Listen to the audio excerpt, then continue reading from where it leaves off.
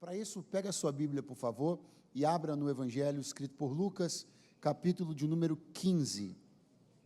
Glória ao nome do Senhor. Evangelho de Jesus segundo Lucas, capítulo de número 15. Deixa eu pedir ao meu amigo que está lá no som, se você puder abrir o meu monitor, por favor, que eu acho que ele não está muito abertinho. Você vai ajudar o servo do Senhor a permanecer anunciando o Evangelho. Aleluia. Isso. Está tímido ainda. Eu sinto que você precisa se soltar. Eu sinto que você precisa de uma liberação da parte de Deus. Ainda está muito tímido assim, então. Está tímido ainda. Obrigado. Lucas, capítulo de número 15, versículo de número 11. Eu vou fazer o seguinte, nós vamos ler o 11 e o 12 só, e aí você deixa a Bíblia aberta, e aí a gente vai observando os outros textos, porque a gente vai ficar só aqui, expondo, mastigando e ouvindo do Senhor algumas coisas. Está escrito, e disse, um certo homem tinha 2 filhos. Verso 12.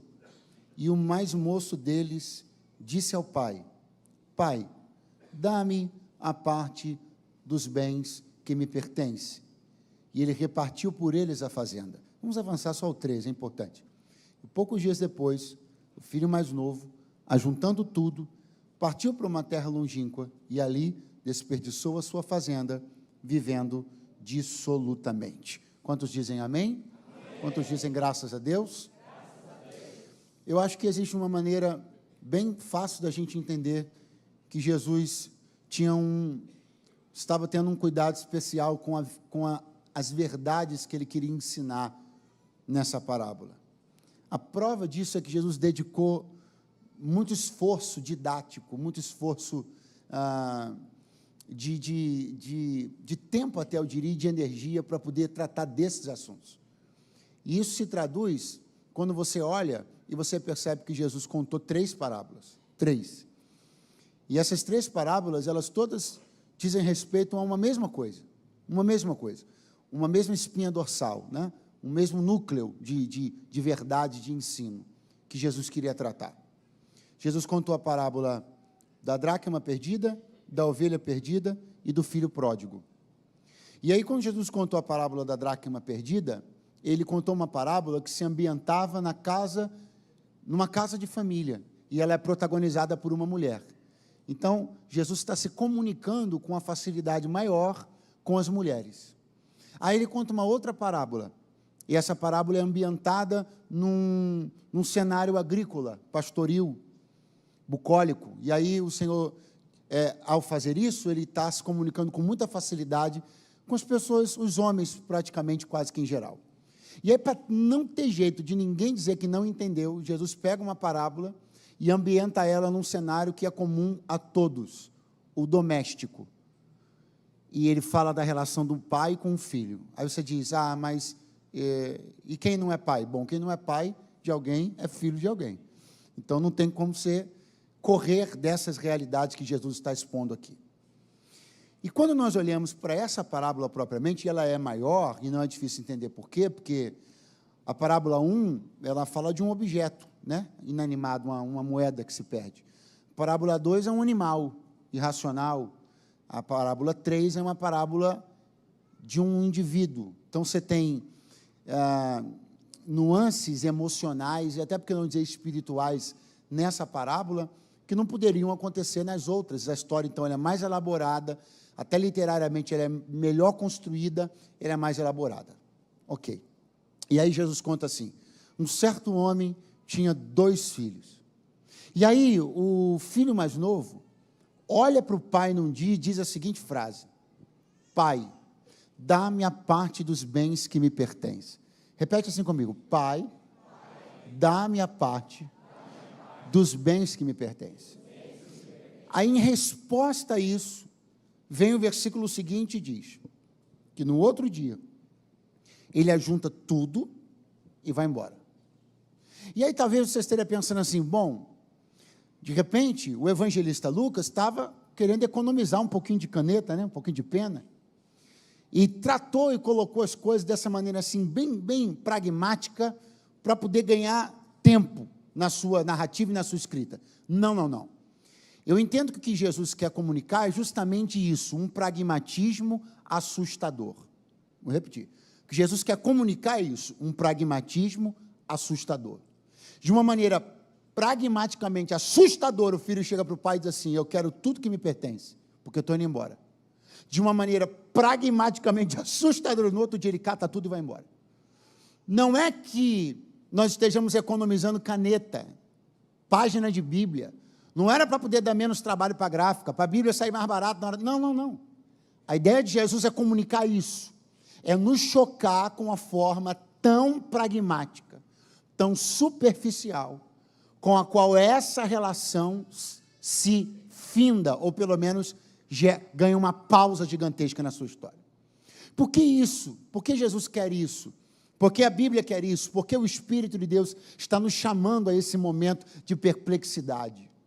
Para que a gente comece a entender e reavaliar toda a forma que nós temos de nos relacionar com o Pai e com a casa do Pai. Porque, veja, eu acho que houve um tempo onde as coisas elas aconteciam assim de um jeito, e de um jeito muito grosseiro, muito abrupto, mas eu percebo que, de um tempo para cá, eu acho que o inimigo ele está realmente muito focado na tarefa de esfriar, de superficializar as relações. Quando a gente começa a permitir que a nossa relação com a casa do Pai, ela se torne uma relação frágil, ela se torne uma relação banalizada, apequenada, a gente começa a mergulhar num grande risco de, a qualquer hora dessas, se despedir com o mesmo pragmatismo assustador do filho pródigo. Então, essa noite, eu penso que o Senhor reuniu aqui os filhos para dar aos filhos uma palavra. É tempo de aprofundar as nossas relações com a casa. Porque tudo aquilo que está conectado de forma frágil, também se desconecta de forma frágil. Todas as tomadas aqui, os plugs que estão aqui ligados, fique tranquilo que eu não vou mexer nas coisas aqui, tá? Mas dá uma vontade de a gente fazer assim, né? Mas todos os plugs que estão aqui conectados, por exemplo, todas as tomadas que estão aqui ligadas, elas não dependem de muita força de mim nem de ninguém para serem retiradas, sim ou não? Mas elas também não precisaram de muita força para ser colocadas. Então, tudo que você insere com facilidade, você tira com facilidade. Se a conexão é fraca, a desconexão vai ser fácil. Mas se a conexão é profunda, para desconectar eu e você daqui, vão ter trabalho, e não vão conseguir em nome de Jesus. Enquanto os filhos já estão levantando as mãos assim para o céu, eu quero profetizar um tempo de conexão profunda e de relação profunda entre você e a casa do Pai. Quem crê nisso, diga amém, por favor. Pai, dá-me a parte dos bens que me pertencem. Desse jeito assim, simples e prático, desse jeito. Para dar um susto na gente e a gente perceber que isso está acontecendo todo dia. Todo dia pessoas estão virando as costas como se não tivessem escrito história nenhuma. E talvez não tenham escrito, tenham só rascunhado. Todos os dias pessoas estão batendo as portas da casa do Pai, por caprichos tolos, por contrariedades pequenas, por terem sido desagradados nas menores coisas, por nunca terem compreendido o que significava estar aqui. Agora escute, porque ele vai colocar as coisas nos termos que valem a pena a gente observar. Ele diz assim: Pai, dá-me a parte dos bens que me pertencem. Então nós temos uma conclusão aqui fácil e clara. Diga comigo, ele tinha. Você pode fazer muito melhor, diga, ele tinha uma parte. É bom ter uma parte, depende do tipo de relação que você quer estabelecer. Com a casa do Pai, ter uma parte é muito pequeno. O segredo não está em ter uma parte. O segredo está em ser parte. Porque ter parte é sobre cota, ação. Ser parte é sobre relação e intensidade. Ter parte é só uma cadeira que você costuma sentar. Ter parte é só um adesivo que você cola no vidro do carro. Ter parte é uma relação pequena. Ter parte é uma relação que, inclusive, depende muito do momento, depende do resultado. Ter parte é como ter cota, é como ter ação, que se realiza e se fica feliz quando vai bem, mas se espragueja quando vai mal. Ser parte de uma casa vai muito além de ter uma cota, participação ou ação dela. Ser parte de uma casa é ter sua história confundida com a história desta casa. Oh, eu vim de Deus aqui profetizar uma palavra. O que o inimigo está querendo é que a gente tenha apenas um lugar que a gente costuma sentar, que a gente tenha apenas um dia que a gente costuma vir. Mas isso aqui para nós não é apenas um ponto na nossa agenda digital, nem algumas letras na nossa agenda de papel. Essa é a nossa casa. E Deus me trouxe aqui para te dizer uma coisa, e se você tem fé para receber, levante a sua mão. Os melhores dias da sua vida serão vividos na sua relação íntima e profunda com esta casa. Aleluia. Ser parte. Ser parte são histórias que se entrelaçam. Ser parte são histórias que se confundem. Mas ele olha e diz assim: eu quero a minha parte, a parte que me pertence. Então, ó filho pródigo, você que fique claro, você tem uma parte. Você nunca foi parte dessa casa. Porque se você fosse parte dela, você entenderia que ao gerar qualquer dano nela, você está gerando um dano em si próprio. Porque duas coisas, quando se fundem, você não consegue promover prejuízo só em uma. Você bate em uma e a outra chora. Então ele diz: eu quero a parte que me pertence. E agora, no outro dia, a Bíblia diz assim: e ele ajuntando tudo. Por que num versículo a Bíblia fala assim? O que é que ele tinha? Parte. No outro dia a Bíblia não diz assim, ó, e ele pegando a sua parte, foi embora. Não. E ele ajuntando tudo. É parte no versículo e tudo no outro. Por quê? Para explicar, eu gosto de dar o exemplo de uma pizza. Meu Deus, teve gente que ficou com fome, eu senti. É simples, preste bem atenção. Você está num grupo de vocês 5 amigos, 6. Todos à mesa. Chega a pizza. Tira a tampa. Você olha ali a demarcação já, né? Das fatias. 1, 2, 3, 4, 5 e 6. Está tudo na pizza. Mas você está olhando e está dizendo: eu tenho uma, sem medo, eu tenho uma, eu tenho uma. Quando você tirar a sua fatia, que era a sua parte, e colocar no seu prato, ela não é mais parte da pizza, ela é tudo que você tem. Então, enquanto você tem parte de um conjunto, sua visão é uma. Quando você saca a sua parte, sua visão é outra. Esqueça a pizza e venha para a história que Jesus contou. Porque Jesus está falando sobre alguém que num dia tem parte de um todo, e no dia, aquilo ali é tudo que ele tem. Só que enquanto você tem parte num todo, você tem sua disciplina e humildade treinada todo dia. Agora é a hora que se tu levantar vai ficar chatão, olha só. Enquanto você tem parte num todo, você está em desafios frequentes. Pergunte quais. A decisão não é sua.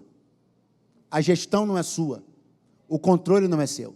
Por que muita gente não suporta ser parte e vai em busca dos seus estudos? Porque não conseguem vencer a sua vaidade.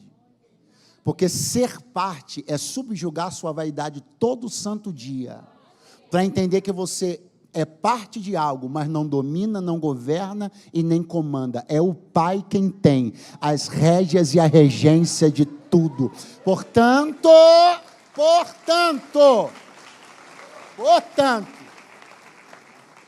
pode dizer que recebeu uma visão, pode dizer que o Senhor apareceu, pode dizer que, mas a verdade é que 8 em cada 10 casos de pessoas que vão embora da casa para construírem algumas outras coisas, não estão indo para seguir uma visão, estão indo porque foram vencidos pela sua vaidade, não conseguiram ser parte de um todo que eles não comandavam. E é isso que eu e você precisamos entender, que essa aqui é uma escola essa aqui não é uma escola de massageamento de egos, isso aqui é um lugar de esbofeteamento de egos. Seu ego aqui não vai entrar, não vai deitar numa mesa para ganhar massagem. Aqui ele vai levar pancada. 3 glória a Deus e 2 aleluia. Você fala para o seu vizinho: se prepara, porque o seu ego vai tomar uma surra na casa do Pai. Porque esse lugar aqui é lugar do ego ser vencido e o espírito quebrantado ser levantado. Irmão, esse é o mistério e essa é a graça. A graça e o mistério é da porta para fora. ter capitão, comandante, governador, político influente, delegado, da porta para fora, empresário, micro, pequeno, médio, gigantesco, da porta para fora, agora da porta para dentro, todo mundo filho, todo mundo servo, todo mundo dança a música que o Pai colocar, aleluia, levante a mãozinha para o céu, dá uns glória a Deus, uns aleluia, que não faz mal não, aleluia, aí não tem mais parte agora é tudo. E o grande problema, os dois grandes problemas são, primeiro, se você não tem a gestão, não tem o controle, alguém está incomodado, queria decidir, queria controlar, só que tem um outro aspecto a ser avaliado. Você não controla, você não comanda, você não governa, mas quem controla, comanda e governa também protege e mantém. Aí você diz assim, eu quero controlar, governar, mas você não consegue nem manter, nem equilibrar. Então, a gente quer tudo, mas não percebe que a nossa estrutura só podia ser parte, ela não estava pronta para ter tudo. Você tem que entender que existe o eu, você agora e o eu, você amanhã. E existem coisas que não cabem na sua estrutura de agora, só caberão na sua estrutura de amanhã. E para atender nenhum capricho, nem seu, nem meu, nem de ninguém, Deus facultará a nós algumas coisas que Ele está vendo que vão colapsar a nossa vida. O interesse de Deus não é para que você abra um sorrisão, colocar sobre você um peso maior do que você pode suportar. É por isso que tudo que Deus faz é cuidadosamente dosado. Então, viva a bênção de ser parte da casa do Pai, porque Ele comanda, Ele controla, mas Ele guarda e mantém e também sustenta. Diga aleluia. Agora, qual é o segundo grande problema? Olha aqui. O que Ele tem num dia? Tudo. O que Ele tem num dia? Está realizado, era isso que eu queria. Agora quem manda sou eu. Agora eu que digo para onde vai, se não vai, eu que designo o recurso, eu que faço negócio. Agora eu estou feliz. Pois bem, daqui a pouco diz a Bíblia, ele perdeu e ficou sem nada. Ficou sem nada. Pastor, eu desejo nunca na minha vida saber o que é não ter nada. Muito bom, eu também. Quer saber o segredo? Ninguém, meu Deus. Quer saber o segredo para você jamais na sua vida? Porque eu vou falar para você, o nada, ele é amargo. O sabor do nada é amargo. O chão do nada é duro. Você quer o segredo para nunca você descobrir o que é experimentar o nada, o amargor? Quer? Não queira tudo. Porque quando você quer tudo, você escolhe viver nos extremos. Existem pessoas que elas são viciadas em viver nos extremos. Tudo e nada, tudo e nada, tudo e nada. Aonde está a bênção? No equilíbrio. A bênção bíblica está no equilíbrio. A bênção de Deus está no equilíbrio. A bênção do Evangelho está no equilíbrio. Quem quer... Você conhece as pessoas? A vida delas é assim, pendulando entre os extremos. Num dia ela está com tudo, no outro dia não está com nada. No outro dia ela vai ganhar o mundo inteiro, no outro dia não está ganhando mais nada. Quando a gente opta pelo extremo, a gente opta em viver entre os extremos, do tudo para o nada. Para essa viagem que está te cansando, para esse trânsito que está te machucando entre o tudo e o nada, essa gangorra de emoções, e acha o equilíbrio da bênção de descansar naquele que tem cuidado de você, e me trouxe aqui para dizer, se você submeter todas as coisas a mim, você vai encontrar a bênção do equilíbrio de ser parte de algo que você não controla e nem governa, mas sabe que está em mãos melhores do que as suas. E ele, no outro dia, ajuntando tudo, foi embora. Chegou na cidade que lhe atraíra. Eu não sei se ele viu um panfleto, não sei se ele viu um comercial, mas ele chega num lugar, e me parece que era o lugar que ele objetivava estar. E aí ele vai chegar nesse lugar, e chegando ele nesse lugar, diz a Bíblia que ele começa, gasta daqui, gasta de lá, torra daqui, rodada hoje é por minha conta. Torra de lá, torra daqui, desperdiça de um lado, torra do outro, vai para cá, vai para lá. De repente, diz a Bíblia, nessa ordem, gastou tudo. Houve uma fome na terra. Começou a padecer necessidade. Vamos repetir essa ordem, diga comigo. Gastou tudo. Houve uma fome na terra. Começou a padecer necessidade. Pense bem, essas necessidades que ele está padecendo estão mais ligadas a quê? Ao fato dele não ter nada, ou ao fato da terra estar num período de fome? Está ligado à terra estar num período de fome. E eu vou lhe dizer por quê. Porque se ele gasta tudo, mas se ele está numa terra de oportunidades, a riqueza da terra supriria a pobreza dele. Só que ele não tinha nada, e o lugar que ele escolheu, nada tinha. Então é uma relação de miséria recíproca. Ninguém ajuda ninguém, ninguém alimenta ninguém, ninguém sustenta ninguém, ninguém supre ninguém, ninguém nutre ninguém. Todos nós aqui já entramos alguma vez nesse lugar com falta de alguma coisa, sim ou não? Sim ou não? Mas por que você saiu completo daquilo? Porque você soube escolher o endereço. Ou seja, você não tem, mas a casa tem. Você está com falta de algo, mas aquilo tem na prateleira da casa. Quando a gente olha para essa história, a gente percebe que num dado momento ele não tinha nada. E a terra também não tinha nada. E essa relação é uma relação que está acontecendo todo dia. Com muito mais gente do que você pode imaginar. Pessoas que num dado momento descobrem que toda a sedução que alguns lugares e pessoas promoveram para poder lhes atrair, ela derreteu na realidade do dia a dia. E na realidade do dia a dia, mostrou-se que os lugares que alguém escolheu não tinham absolutamente nada para suprir as pessoas que escolheram esses lugares. Então, ouça o que eu quero dizer a você. Quando, para chamar a sua atenção, todas as pessoas e todos os lugares sempre mostrarão sua face mais bonita. Eu moro no Rio de Janeiro, e é uma cidade conhecida no mundo inteiro. E todo cartão postal e toda foto do Rio de Janeiro para chamar turistas não mostra suas mazelas. É assim no Rio e é assim em qualquer outra cidade do mundo.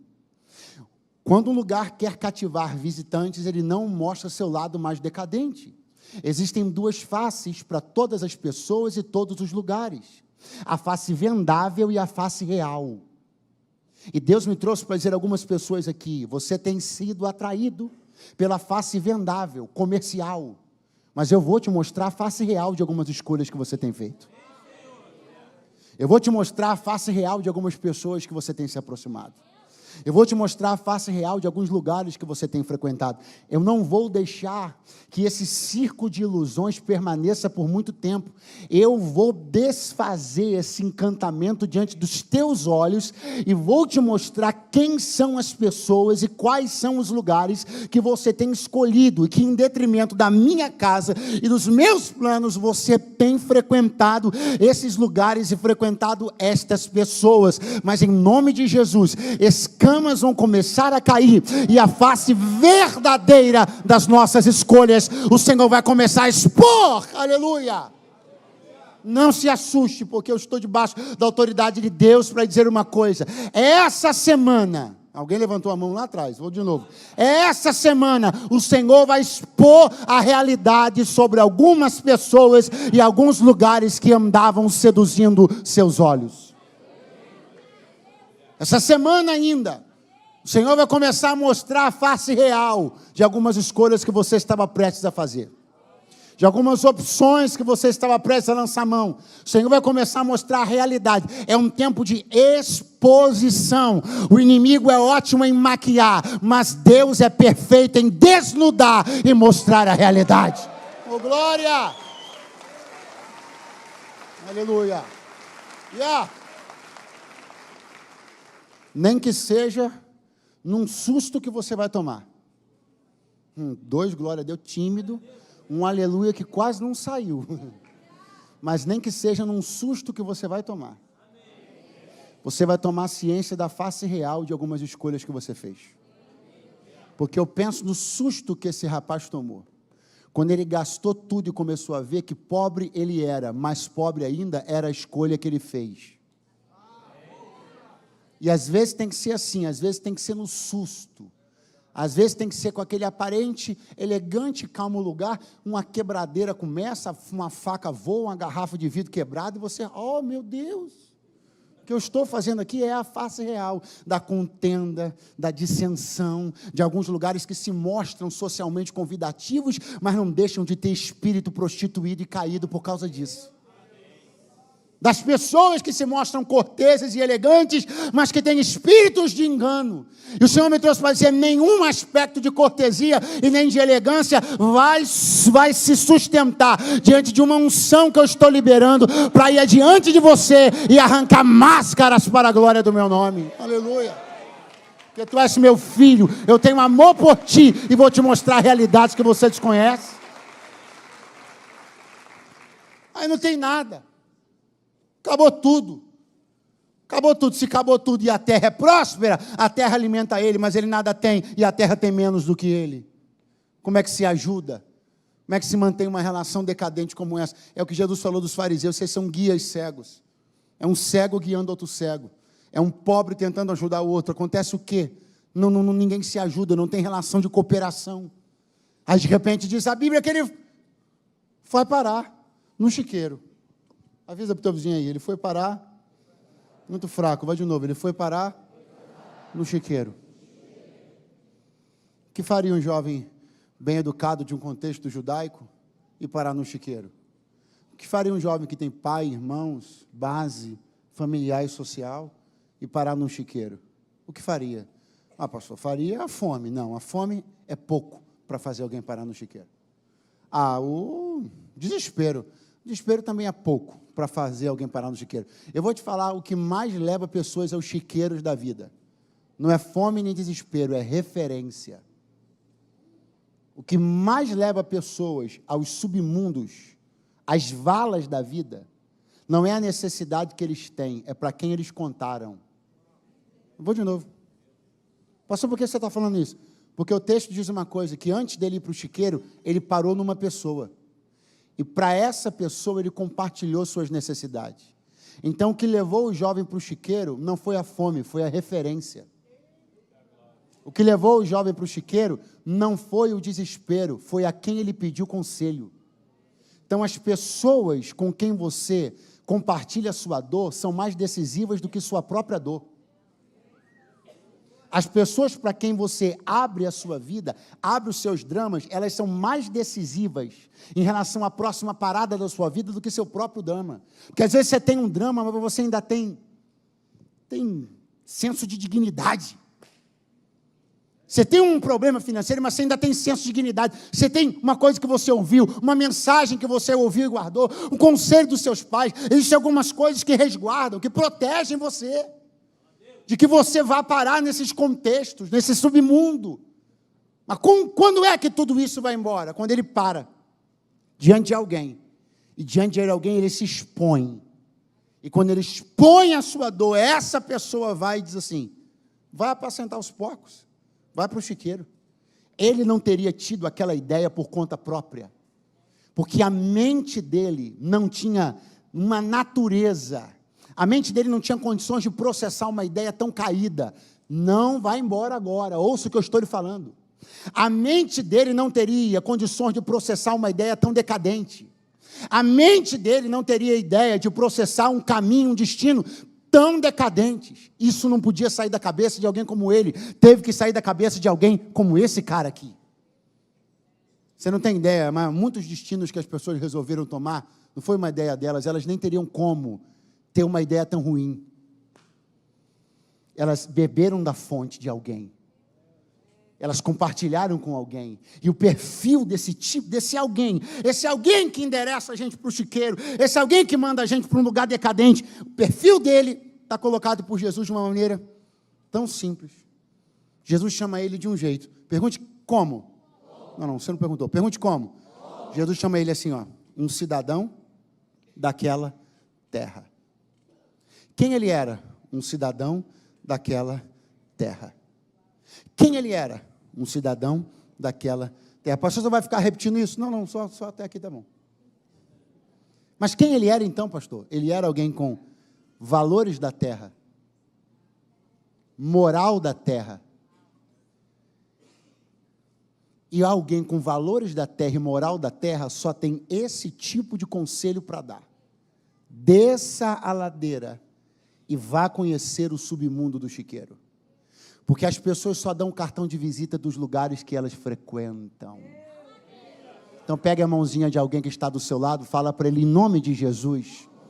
A próxima sede, a próxima fome, a próxima dor, a próxima angústia que visitar teu coração, não abra a sua boca para nenhum cidadão da terra, com valores da terra, moral da terra. Vá compartilhar as suas dores com os cidadãos do céu, com valores do céu, ética do céu e moral do céu. Aleluia! Glória a Deus! Pastor, estou lutando para ser fiel a Deus. Que bom. Estou lutando, pastor. Vim para a igreja, me converti há pouco tempo. Estou lutando para ser fiel a Deus. Que maravilha. Eu e meu namorado, pastor, lutando para ser fiel a Deus. Que maravilha, eu já entendi. Você também já entendeu, né? Mas aí você está contando sobre essa sua luta em prol da abstinência sexual, para honrar a Deus e entender que o sexo é uma bênção dentro do casamento. Aí essa luta você está contando ela para quem? Para o baladeiro do seu colega? Para aquela sua amiga que toda sexta-feira à noite vai e só volta no sábado à tarde? Do que você espera ouvir de pessoas como essa, com ética da terra, moral da terra e valores da terra? Você acha que ela vai te propor uma campanha de jejum e oração? Você acha que ela vai dizer, miga, fica fiel. Miga, Deus é contigo. As pessoas vão transbordar, obviamente, daquilo que elas estão cheias. Se estão cheias de promiscuidade, vão derramar promiscuidade. Se estão cheias de relativismo, vão derramar relativismo. Então procure gente idônea, procure gente séria, procure pessoas que já venceram as guerras que você está envolvido agora. Estas pessoas é que têm algo a dizer para você. Glória a Deus. Escute, você não é a primeira e nem será a última pessoa a estar vivendo o drama que você está vivendo. O drama que você está vivendo já foi vencido por alguém. Vou repetir. O drama que você está vivendo já foi vencido por alguém. Ache essa pessoa. Não ache alguém que caiu na mesma cova que você está querendo saltar. Ache alguém que saltou a cova que você não quer cair. Porque as pessoas que caíram e se esbaldaram nas covas que você quer saltar, tudo que elas vão te fazer é convidá-las a saltar também. É convidar você a saltar também. Mas aqueles que venceram as covas e saltaram para o outro lado, elas vão olhar no teu olho e vão dizer, é possível, é possível, é possível, é possível honrar a Deus, é possível ser fiel, é possível. Aleluia. É tudo de respeito a quem a gente para pedir informação na vida. Vai ele, seguindo a orientação que recebeu, vai ele. Chega na beira do chiqueiro, olha os porcos comendo as bolotas. E a Bíblia diz desse jeito, e desejava. Diga comigo, desejava. Muito fraco, desejava. Não há registro de que nenhuma única bolota lhe tenha chegado à boca. Consequentemente, se não lhe chegou à boca, tampouco lhe chegou ao estômago, mas lhe chegou ao coração. Porque quando a Bíblia diz desejava, a Bíblia diz, não foi à boca, não foi ao estômago, mas foi ao coração. O grande problema é que nós estamos subestimando o que desejamos. E estamos dizendo assim, mas eu não vou. Mas eu nunca coloquei meu pé. Mas seu coração está lá. Não, mas nunca nem toquei. Nunca nem apertei a mão. Mas seu coração está lá. E Deus me trouxe para te dizer uma coisa. Quando o coração vai, os pés são os próximos a partir. Tire seus desejos das mãos de quem você não deveria ter colocado. Porque diante de um Antigo Testamento, onde as coisas eram todas muito objetivas em relação... Guarde isso aqui, é importante, isso é uma lição teológica importante para você. As coisas no Antigo Testamento eram todas objetivas, a lei lidava com objetividade. A graça trabalha com subjetividade. Pastor, não entendi, vai entender, lê o Sermão da Montanha depois. Jesus disse assim, olha, vou dizer para vocês o que vocês estão acostumados a ouvir. Estão acostumados a ouvir a respeito da lei sobre objetividade, concretização. Então, se você, na lei, para se configurar um adultério, tem que ter ato carnal, conjunção carnal, ato deliberado, concreto. Aí Jesus diz assim, agora ouçam o que eu vou dizer. Se no coração de vocês desejarem uma mulher que não é vossa, já cometeram adultério com ela. Então essa é a graça, que na boca de muitas pessoas é banalizada, minimizada e ridicularizada, mas não é a graça bíblica. A graça bíblica, ela é zelosa. A graça bíblica é embebida de amor, de vontade de agradar a Deus e de disposição para servi-lo em santidade. Essa é a graça bíblica. Então o que Jesus quer? Jesus quer que teus pés não vão, tuas mãos não toquem e teu coração nem queira. Vou de novo. Jesus quer que teus pés não vão, tuas mãos não toquem e teu coração não queira. Eu estou profetizando o desligamento dos teus desejos, de tudo aquilo que não é bom, não é lícito, não é ético, não é justo, não é são. Todas as coisas que são boas, lícitas e sãs, nestas penseis. Eu profetizo que o teu pensamento será 24 horas por dia, as coisas que agradam ao teu Senhor. Aleluia! Ele desejava. O que ele desejava, pastor? Encher o seu estômago. Com o quê? Com as bolotas. Quais? Aquelas que os porcos comiam. Aqui a coisa fica muito interessante, eu começo a encerrar, porque é a mesma coisa. Nós estamos falando da mesma coisa. E qual é essa da mesma coisa? As bolotas. Olha aqui, elas estão aqui. Só que tem dois indivíduos se relacionando com elas. O filho e o porco. Vamos lá. Relação do filho com as bolotas. A Bíblia diz, encher o estômago. Eu pergunto e você responde. Qual é a relação do filho com as bolotas? Encher o estômago. Estamos mantendo a mesma coisa, as bolotas. Vamos vir para cá para a relação do porco. Diz a Bíblia, que ele comia. Qual é a relação do porco com as bolotas? É a mesma coisa. Mas na vez do porco, a Bíblia diz, comia. Na vez do filho, a Bíblia diz, só vai encher estômago. Porque se isso aqui pode ser considerado comida, só pode ser considerado comida para esse tipo de indivíduo. Então preste muita atenção, uma mesma coisa serve a propósitos muito diferentes, dependendo do organismo a quem ela serve. Se organismo de porco, pode servir como comida. Se organismo de filho, só vai encher estômago. Nós precisamos tirar de uma sociedade caída, nas suas imundícies, a autoridade de denominar o que é cultura, o que é comida, o que é saudável, o que é entretenimento, porque isso depende de que organismo a gente está falando. Não vai embora não. Porque tem gente que pode se expor a todo tipo de lixo e não dá em nada. Se você se expuser, você fica mal 5 dias. Por que algumas pessoas lidam com algumas imundícies com a maior naturalidade e facilidade do mundo? Quando vai você tentar fazer, você passa mal, vomita, fica sem dormir. Porque teu organismo,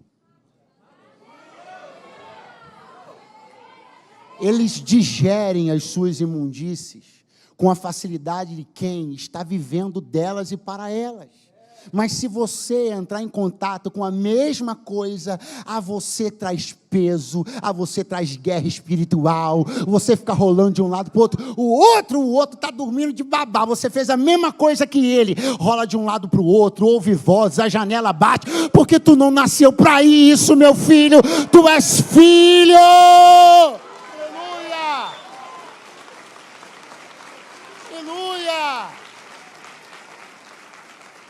Então escute, meu irmão, é tudo uma questão de qual organismo. E eu não sei se esse discurso parece duro para você, mas o fato é que o mundo jaz no maligno. Então o mundo, o sistema mundano secularizado, ele é um gigantesco chiqueiro. Sujeira, promiscuidade, esse é o sistema do mundo. É assim que as coisas acontecem lá. E por que as pessoas lidam tão bem com isso? Porque o organismo delas está preparado e adaptado para lidar com esse tipo de cultura imunda, música imunda, literatura imunda, e eles lidam com isso com a maior facilidade e tranquilidade e seguem suas vidas até que a luz do Evangelho brilhe para eles. Mas para você e eu, que a luz do Evangelho já brilhou, por favor, compreenda que não importa se essas pessoas elas têm status, não importa se essas pessoas têm poder, não importa a que tipo de posição as pessoas foram alçadas, isso não muda o fato que elas estão nas trevas. E se estão nas trevas, elas não têm autoridade de deliberar sobre mim e sobre você o que é bom, o que é limpo. Tira da mão das pessoas que têm formação intelectual, mas a quem o Evangelho não foi revelado, essas pessoas não têm autoridade de ditar o ritmo e as regras da sua casa. Não importa o quão preparada é a pedagoga da escola do seu filho, se a luz do Evangelho não brilhou para ela, ela não tem condições de medir determinadas coisas que você tem. Então, em nome de Jesus, levanta os muros da tua casa, ergue as barreiras, ergue os sistemas de proteção da sua família, porque o mundo jaz no maligno e eles vivem com isso normalmente. O pecado é normatizado, a sujeira é normatizada, mas para nós, a quem a luz do Evangelho já brilhou, resguarda a tua vida, teu testemunho e tua casa, assim te diz o Senhor esta noite. A gente está entregando a agenda e permitindo que as pessoas entregues as paixões desse mundo, elas determinem, elas classifiquem o que é aceitável ou não, admissível ou não, possível ou não. Pega de volta. Pega de volta. Você que permitiu que a agenda da educação dos seus filhos fosse construída por pessoas a quem a luz do Evangelho ainda não chegou, remova rapidamente essa autoridade das mãos destas pessoas, porque elas podem ter formação intelectual, mas se elas não foram lavadas pelo sangue de Cristo ainda, elas não têm a condição de observar criticamente, sob a perspectiva bíblica e espiritual, o que é bom e o que é reto. Porque esse tipo de coisa não se aprende na escola, na universidade, na pós-graduação e nem no doutorado. Pode ter feito onde for, pode ter o diploma de onde for. Se o sangue de Jesus não lavou ainda e se não submeteu ainda a sua vida às Sagradas Escrituras, na minha casa não dita regra e nem na sua também, em nome de Jesus. E desejava comer, desejava encher o seu estômago com as bolotas que os porcos comiam. Mas ninguém lhe dava, ninguém lhe dava, ninguém lhe dava. Até que vem a decisão, e aqui eu encerro, chamar o pessoal, que eu vou tolerar tocando mal a beça aqui, pela misericórdia que eu tenho, dos aprendizes, por favor, não faça besteira. Ele vai elaborar um plano. Eu encerro aqui em poucos minutos. E o plano que ele vai elaborar é assim: levantar-me-ei, irei ter com meu pai. Eu vou chegar lá e vou dizer para ele: pai, pequei contra o céu e perante ti. Não sou digno de ser chamado teu filho. Faze-me como um dos teus trabalhadores. Só que antes disso, tem uma coisa escrita na Bíblia. Eu queria que você prestasse muita atenção. Porque a dracma perdida foi encontrada. Pergunte por quem? Muito fraco. Pergunte por quem? Pela dona de casa. A ovelha perdida foi encontrada. Pergunte por quem? Pelo pastor das ovelhas. O pai, quando o filho voltou para casa, ele fez uma festa, aí o irmão mais velho foi questionar, e o pai falou assim: esse teu irmão estava morto e reviveu. Estava perdido e foi achado. Agora, peraí. A dracma quem achou foi a mulher. A ovelha quem achou foi o pastor. Quem foi que achou o filho pródigo? Quem achou? Quem achou? Me mostra onde é que o pai saiu para procurar ele. Está escrito assim, ó. E voltando a si. Quem achou o filho pródigo? Ele. Ele tinha saído de si mesmo. E ele voltou. Sabe aquela coisa de voltar a si, recuperar a razão, voltar ao eixo? Ele é macheia. Talvez alguém que está me ouvindo aqui esteja parado esperando que alguém te ache. E o Senhor me trouxe para dizer: se reencontra, volta a si, recupera o juízo, usa todas as lembranças boas que você tem para voltar ao eixo da sua razão. Usa todas as palavras que você ouviu para voltar a si, porque você andou fugido de si mesmo. Mas hoje você vai se reencontrar.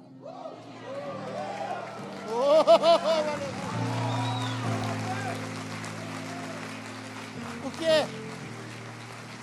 Alguém está dizendo, mas ninguém me enxerga. Não vai enxergar.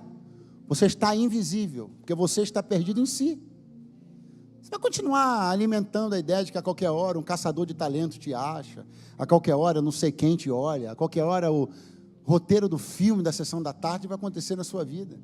E Deus está me dizendo assim: você está apagado, por isso que ninguém te acha, por isso que ninguém te encontra. Você está apagado porque você está desencontrado, nem você acredita em você. Quando você acreditar, quando você se reencontrar e acreditar em você mesmo, você se acende, aí quem não te percebia vai te perceber. O plano é levantar-me-ei e ir ter com meu pai, porque para achar a dracma, a mulher varreu a casa, moveu os móveis, porque a dracma é um objeto inanimado, né, gente? Ela não pode bolar um plano para voltar. A ovelha é um animal irracional, ela não tem senso de direção. Mas o filho não é bicho nem é coisa, ele é gente inteligente. Então pega todas as desculpas que você deu até hoje, bota ela no bolso, porque Deus me trouxe hoje aqui para dizer: com as pernas que você saiu, você vai voltar.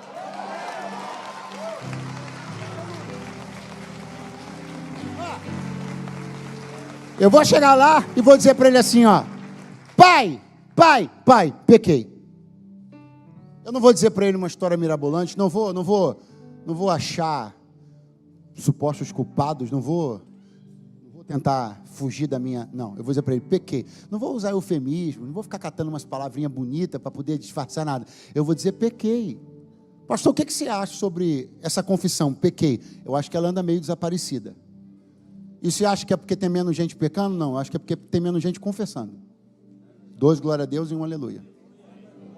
Pequei perante o céu e perante ti também, pai. Porque, é importante que uma coisa fique clara: todo pecado agride 2 mundos, o de Deus e o dos homens. Então ele está dizendo: eu pequei contra o céu, agredi o mundo de Deus. E eu pequei contra ti, eu agredi minha família, minhas relações sociais, o mundo dos homens. E a restauração de Deus é plena.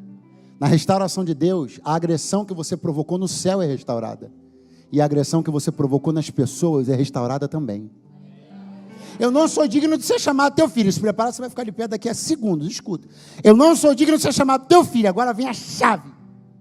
Faz de mim como um dos teus trabalhadores. Aqui tá a chave do negócio. Faz de mim. O que ele falou? O que ele falou? Vamos rebobinar a fita? Lá atrás. A última vez que pai e filho estiveram um na frente do outro, esse filho olhou para esse pai, pastor Lucas, e falou assim: me dá. Aí ele volta agora e diz assim: faz de mim.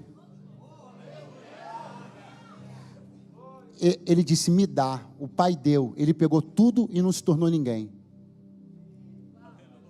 Ele disse: me dá. O pai deu. Ele ganhou tudo e não se tornou ninguém. Ele volta sem identidade, sem construir valor, sem constituir personalidade. Volta e diz assim: pai, agora eu não vou pedir para o Senhor me dar mais nada, porque eu já vi que coisas não são tijolos para construir identidade. Então eu vou te pedir outra coisa, não me dá nada, só faz de mim alguém que eu já estou feliz. O Evangelho tem o poder de construir identidades poderosas.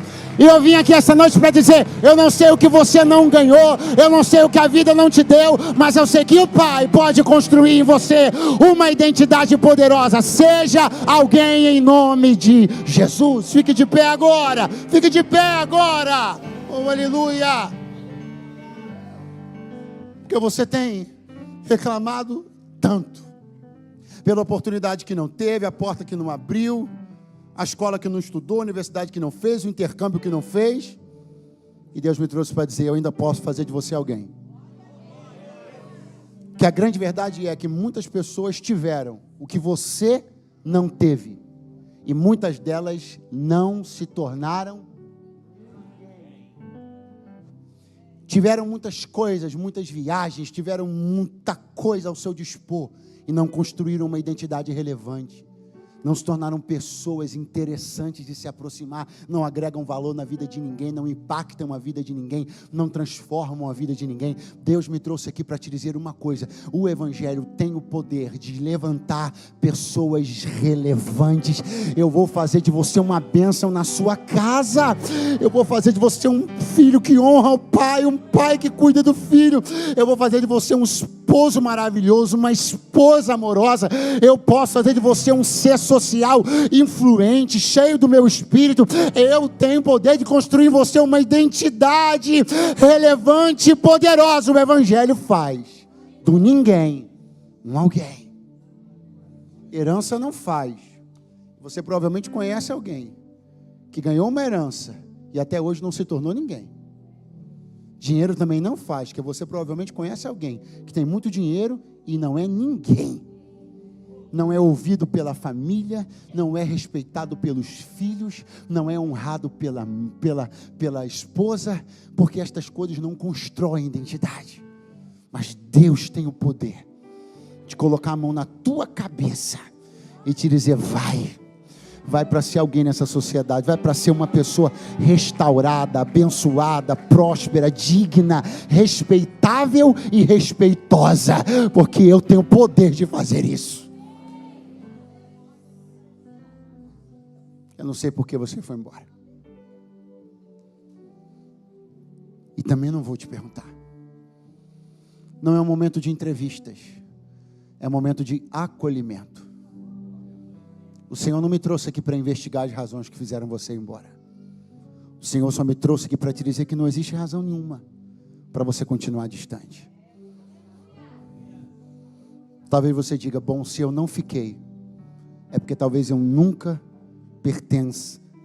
tenha pertencido à casa. Se eu não conseguir ficar, talvez é porque não era para eu ser crente. Deve ser isso. Não. Você não conseguiu ficar porque ventos sopraram. Você não conseguiu ficar porque você foi vencido parcialmente, momentaneamente, por um desafio, por uma vaidade, por um pecado, por algo que chamou sua atenção, algo que te convidou. Mas a história do filho pródigo está aqui para dizer para você que sempre há tempo para voltar. Aquele pai falou, filho, todo dia, uma das coisas mais lindas que a Bíblia, todo dia eu ficava te esperando. Hoje, assim como ontem, o Senhor está esperando você voltar. A diferença é que ontem Ele esperou e você não veio. Mas hoje eu creio que os teus braços vão encontrar o abraço do teu Pai. Você não deve satisfações a quem você pensa que deve. A única pessoa que poderia não querer você de volta é exatamente a pessoa que está dizendo, eu te recebo. Você está distante de Jesus? Você está afastado da igreja, do Senhor há muito tempo? Aqui nessa cidade, em outra cidade, aqui dessa igreja ou em outra igreja, isso não importa agora. O que importa é que você está recebendo um convite para voltar para a casa do Pai. Se você quiser maquiar, atribuir culpa a outras pessoas, esse não é o caminho. Mas se você quiser dizer, Pai, pequei contra o céu, contra ti, mas eu estou hoje aqui arrependido, para voltar para casa. Me restaura. Me dá acesso de novo ao lugar que eu perdi. Ele está esperando você. Alguém aqui que está me ouvindo agora, que está distante de Jesus e da igreja há muito ou há pouco tempo, e quer voltar para a casa do Pai hoje, aqui e agora, me dá um sinal com a tua mão agora, onde você estiver. Onde você estiver. Uma pessoa, 2 pessoas, 3, 4, 5, 6 pessoas, 7 pessoas, 8 pessoas. Na galeria, será que tem filho distante na galeria? 9 na galeria, 9. Tem mais algum filho distante bem lá no fundo? Mais algum filho distante bem lá no fundo? Todos vocês que me deram um sinal com a mão agora, podem vir, porque o Pai está esperando vocês. Venham ao altar agora. Venham ao altar do reencontro. Venha debaixo das palmas dos seus irmãos. Seus irmãos estão felizes em saber que vocês estão voltando. Oh, aleluia! Recebam o calor da recepção dos seus irmãos. Aleluia! Aleluia! Aleluia! Você não nasceu para o mundo, você não nasceu para o pecado, você nasceu para a luz, você nasceu para a salvação, você não nasceu para uma vida longe de Deus, você nasceu para uma vida ao lado do Senhor. Pastor, mas e eu? E eu que não posso voltar se eu nunca vim, eu nunca fui? Você pensou mesmo que eu ia esquecer de ser? Claro que não. O Senhor está te dizendo agora: eu tenho algo muito lindo com você, e é na minha casa. Você não percebe que você não nasceu para esse mundo? Você não percebe que você não se sente à vontade no mundo, nem com as pessoas do mundo? Você não percebe o quanto você se sente desconfortável nos lugares que as pessoas se sentem tão bem? Você sempre se sente desconfortável e incomodado. Você não nasceu para esses lugares. Você é um filho da luz. Você vai ser selado pelo selo do Espírito Santo da promessa para a salvação. Você é de Deus. O evangelho é para você. A felicidade é para você. Um casamento feliz é para você. Uma vida digna e próspera são para você. E todas as mentiras que chegaram aos seus ouvidos contrariando isso, eu estou cancelando-as e jogando-as por terra no nome de Jesus agora. Se você nunca tomou uma decisão com Cristo Jesus, se você nunca dentro de uma igreja evangélica entregou sua vida para Deus, e se hoje você quer dizer: Senhor, eu quero te servir, tem coisas que eu ainda não entendi, tem coisas que para mim ainda não estão tão claras, eu ainda estou um pouco confuso sobre algumas coisas, mas no mínimo uma eu decido: eu quero Jesus, eu quero servir a Jesus, eu quero entregar a minha vida, eu quero deixar Ele cuidar de mim, eu quero aprender sobre Deus, eu quero estar na comunhão com os meus irmãos, eu quero isso daí que vocês estão experimentando, eu quero. Você quer? Me dá um sinal com a tua mão agora.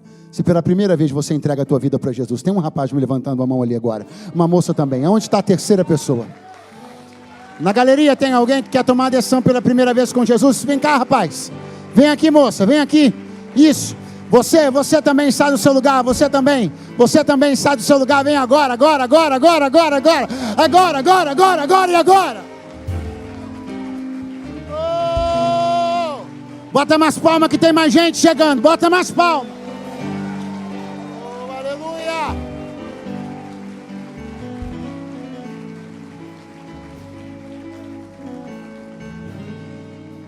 Eu já pedi ao pastor dessa igreja, que designou um dos pastores para vir até aqui. Eu só estou falando isso para você entender que o seu tempo está acabando. Porque quando eu passar o microfone para ele, ele vai orar e selar algo no mundo espiritual que diz respeito a todas as pessoas que estão aqui. Eu não posso dizer que isso vai alcançar você, aonde você está, porque você está tendo uma oportunidade. E desculpe, você não é melhor que essas pessoas aqui. Você não é melhor do que elas. E também não é pior. Então você pode fazer o que elas fizeram. Elas romperam com tanta coisa para estar aqui agora. Você acha que elas tiraram de letra? Não tiraram, não. Mas a mesma força que moveu elas dos seus lugares até aqui, pode mover você agora do seu lugar também. Então, em nome de Jesus, eu pergunto pela última vez: você que está afastado de Jesus e da igreja e quer voltar para a casa do Pai, ou você que quer pela primeira vez fazer uma aliança com Deus, rompa com tudo que te prende agora. Dê um passo, saia do lugar e venha para o altar em nome de Jesus. Alguém está vindo? Uma pessoa, 2 pessoas estão vindo. Glória a Deus. 3 pessoas, glória a Deus, glória a Deus, glória a Deus. 4 pessoas, glória a Deus, glória a Deus. A rede está lançada, glória a Deus.